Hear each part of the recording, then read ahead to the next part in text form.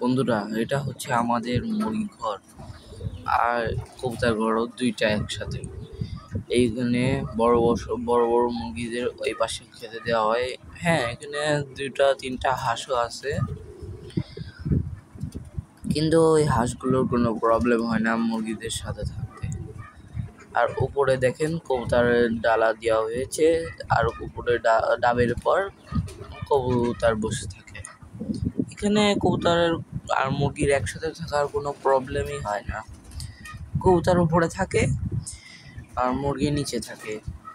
আমরা ডালা দিয়েছি এজন্য যে নিচে আমরা যদি ডালা পেরে দিতাম তাহলে মুরগি নষ্ট করে দিত ডিমগুলো, আর কবুতর বাচ্চাও হতে পারত না। এখানে তাও 50-60 জোড়ার মতো কবুতর আছে। আর এখানে হচ্ছে ছোট বাচ্চা মুরগিদের ছোট বাচ্চা, এর মধ্যে ডিম পাড়ে এই বড় মুরগিগুলো। আর এখানে না একটা মুরগি মারা গিয়েছিল, আজকে এটা তুলে ফেলা হয়েছে।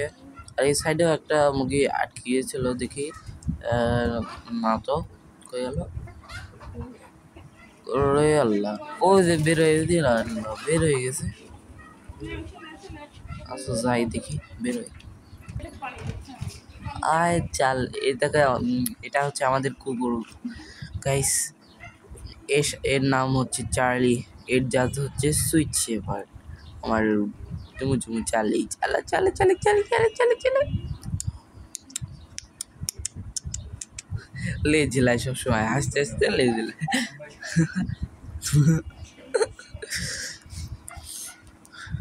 ভাই তুই যদি কখনো মারা যাস তো সেই কষ্ট লাগবে রে ভাই, মরে দিস না। আচ্ছা যাই, চালি বাই। আবার হাসতেছে, কন্ত না দেখি কিভাবে তাকায়, ওইদিক কোণে তাকাচ্ছে। তো যাই, ভেতরে যাই। আজকের জন্য বন্ধুরা এইটুকুই ব্লগ ছিল। আমি বড় বড় ব্লগ করবো ইনশাল্লাহ পরে।